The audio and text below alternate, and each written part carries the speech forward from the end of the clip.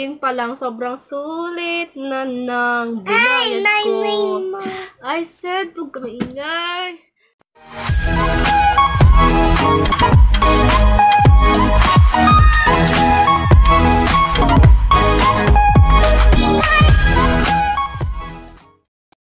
Hi guys! It's me again, Zani. So for today's video guys, mag-haul po tayo.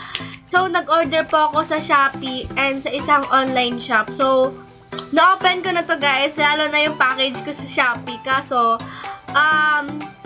ipapakita ko lang siya sa inyo. Sobrang excited kasi akong i-open yun, kaya hindi ko na siya, hindi ko na kayo naisama sa pag-open ng package ko na yun. So, bago pala tayo mag-proceed guys, gusto ko lang po muna mag-shoutout. Hello po kay Christian Herida, kay Lester Lopez, kay Jessie Riciliano, kay Zarlin Chico, and kay Maverick Ramos. So, hello po guys. So, yun guys, magpaproceed na tayo. So guys, ito na po yung package na nakuha ko. Halata naman nang na-open kasi sira na and wala na siya yung sa totoong plastic niya. Bakit ang background? And guys, sorry po pala sa background ko kasi itong tela na gamit ko is sobrang natupi-tupi na and I'm planning na rin na bumili nung felt cloth kasi yun talaga yung ginagamit ng mga YouTuber na background kasi hindi yun nayuyupi. And yan, back to the video. So, ito po yung package na nakuha ko. Yan, naka-bubble wrap siya para safe talaga na dumating. And the first thing na makukuha mo dito is ito. Ito po ay isang lipstick organizer. Meron na rin po siyang 24 pieces na pwede mo, ay 24 na, yan, basta, pwede mo siyang malagyan na hanggang 24 pieces na lipstick. Yan, and I bought this for only around 40 to 50 pesos. Ewan, basta hindi na siya lalagpas ng 50 pesos. Sulit na rin siya, guys. And the next thing I have here is this one. Don't talk. Meron kasi akong kasamang pamangkin. Yan. Say hi! Hi again! Hi again.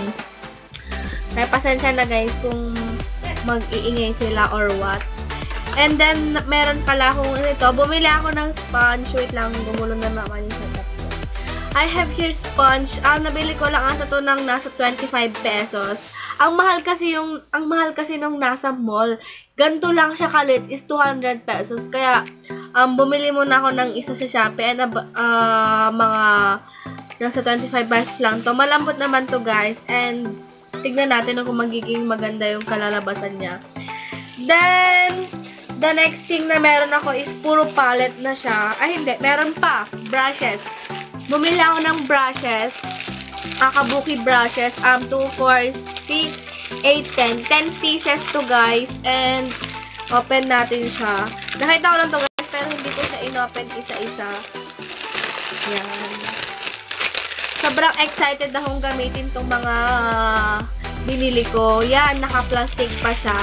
Ganyan siya, guys. And, malambot naman yung brush. Super lambot niya. And, bago ko siya gamitin, syempre, huhugasan ko muna. Kasi sensitive yung mukha ko. Yan nga, oo, diba? Then, ito, guys, yung sumunod is puro palette na. Oh my gosh, bakit ganun? Ala, nabitak! But, it's okay. Then, itong binalik ko kasi to guys, kasi sobrang excited ko nun. Sobrang excited ko nun is, inopen ko na siya, tapos tinignan ko na siya isa-isa. Hindi ko matandaan na apat pala na palette yung, huwag kayo maingay, apat pala na palette yung binili ko. Akala ko isa or dalawa lang. Kaya na-shock talaga ako nung dumating siya. Akala ko puro brushes yung binili ko. Ang unang biniling palette is ito, the Jaclyn Hill palette. Guys, just to remind you guys na hindi ito yung original palette na meron ako. Ito is, copy lang siya. Pero, check natin kung maganda naman yung quality niya or kung, ano ba tawag dito? Kung pigmented ba siya. So guys, I'm not saying na bumili kayo ng mga fake na product. Mas better rin kasi na bumili kayo ng original talaga kung talagang gusto nyo ng mas magandang quality na makeup. So yan, pag open mo po is naka-bubble wrap pa po siya. Yan, then wait lang, labas ko lang siya. Check rin natin guys kung talagang pigmented siya or kung talagang sulit ba yung pinambili natin. So guys, hindi ko na rin matandaan kung magkano ko binili itong mga palette na to. Yan, so ganyan na siya, oh guys. Oh my gosh, ang ganda. Meron rin siyang ganito guys. Hala, ang ganda ng mga kulay. So, tignan natin tong black. Awas yan, diba? Kung pigmented ba siya. Oh, see. Oh my God. Pigmented siya, guys. Pero, ang pangit lang is powdery siya. Kaya, kailangan na pag mag-apply ka sa eyelids mo, is kailangan itak-tak mo muna siya bago mo siya ipahid sa eyelids mo. So, yan, maganda naman. So, try rin naman natin itong isa.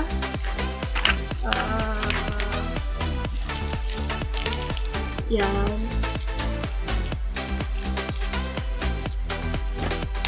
Hindi siya gaanong ka-pigmented, guys. Pero okay na rin. So, kailangan mo talagang i-build siya ng i-build talaga para maging okay yung kalalabasan ng makeup mo. Then, the next thing I have here. So, ang bad news naman dito, guys, is see, siguro ito due to nung dineliver siya, kaya nang ganyan. Kasi, nung inopen ko to, ganyan na siya, guys. Madumi na yung mismong palette niya. Kasi, may nabitak dito na na isang shade, I think. See? Sobrang dumi na nung package niya. So, ang pangalan nito is Noveu Neutrals. Hindi ko alam kung paano yan i-pronounce. Bahala na. So, meron siyang 26 color shadow and blush palette. So, open natin siya. Oh my gosh. So, yan. Meron rin siyang plastic dito. See, guys, diba? May nabitak. Pero yan ang maganda. Meron siyang 26 colors. Then, let's see if talagang pigmented rin siya. So, try natin tong isa. Itong pinaka... Oh my God, guys. Ang pigmented niya, guys. Oh my God. Excited akong gamitin to, guys. Oh my gosh. Sulit na sulit talaga yung pinambili ko. So, try naman natin tong isa. Tong dark one. Hindi rin siya ganun ka-powdery, guys. And maganda siya. Yan. Again, guys, hindi ko kayo nire-recommend na bumili ng gantong fake na products. Kaya, if gusto nyo talaga mas magandang quality ng makeup, is bumili kayo sa mall. Yan. So, again, sulit naman yung pinambili ko dito, guys. Kasi, pigmented naman siya. Hindi ko na alam kung magkano ko to binili. Then, yeah. And the next thing I have here is yung Morphe. Yeah. Gustong-gustong, para, sa mga bumibili kasi na YouTuber na napapanood ko, is bumibili rin sila ng Morphe na palette. And ang maganda naman is pigmented siya. Pero let's try if pigmented talaga tong nakuha ko. So, yan guys. Excited na talaga akong gamitin to for my next video.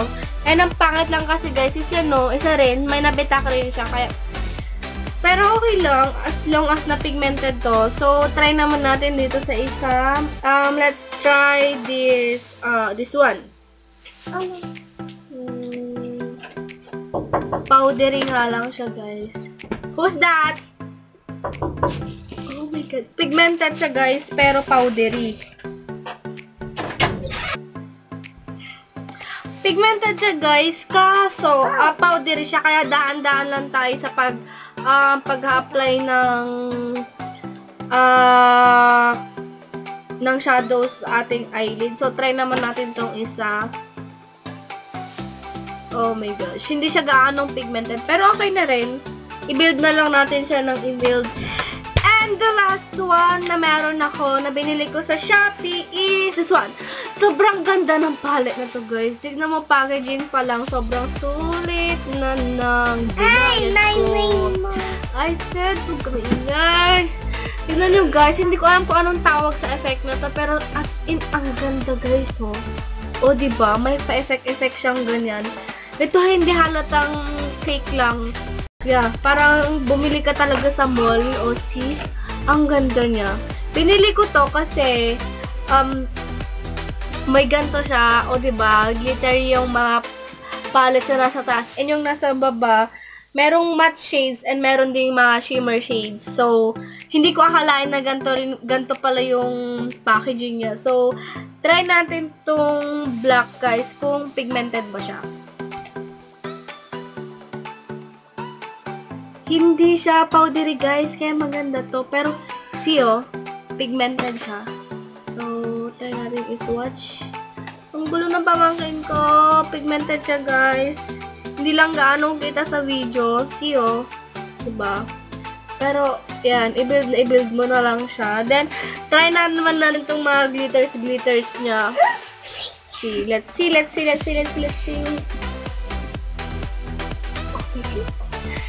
Pero, I think bago gamitin yung mga ganyang shades is yung glitters.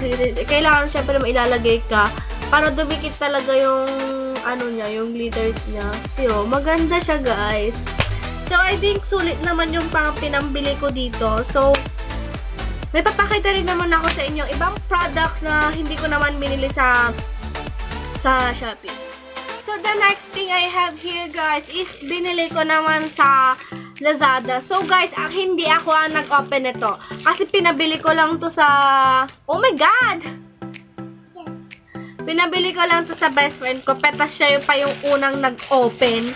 Diyos ko. So, ito, guys, yung tripod na binili ko, yung lalagayan ng ating DIY ring light. So, yan. Dito ko na siya ilalagay para mas maging okay. So, ganda siya, guys. I bought this for 250 pesos. So, sa Santiago, sa may palengke, ang ganito nila is 500 pesos. Kaya, I decided na bumili na lang talaga sa Lazada para masulit. So, yan, guys. Yung 259, guys, kasama na din yung shipping. Mahaba naman to, guys. Kaso, ang kinakatakot ko, yung sa may dulo niya is manipis na siya. Pero sana maging okay naman siya. Maganda naman yung quality ng tripod na to. And meron na rin siyang kasamang ganito. Of course, syempre, lagayan ng cellphone. Pero hindi natin ito gagamit kasi dito lang natin ilalagay sa top yung DIY ring light. And the last thing I have here, guys, is hindi ko na siya binili sa Lazada or sa Shopee kasi binili ko na to sa online shop. This short I have here, yan. Panlabas, panlaro, yan. Isang dolphin short, black and red naman yung kinuha ko. Nabili ko to ng 80 pesos each. So, yun lang, guys. So, I hope you like this video. Yun lang meron na binili ko sa online. But again, guys, so I'm not bragging anyone. Hindi po ako nagyayabang. Pinapakita ko lang po and sinishare ko lang po sa inyo yung mga meron ako. And guys, thank you again for watching. Sa my next one. Bye! Say bye! Say goodbye! Bye-bye!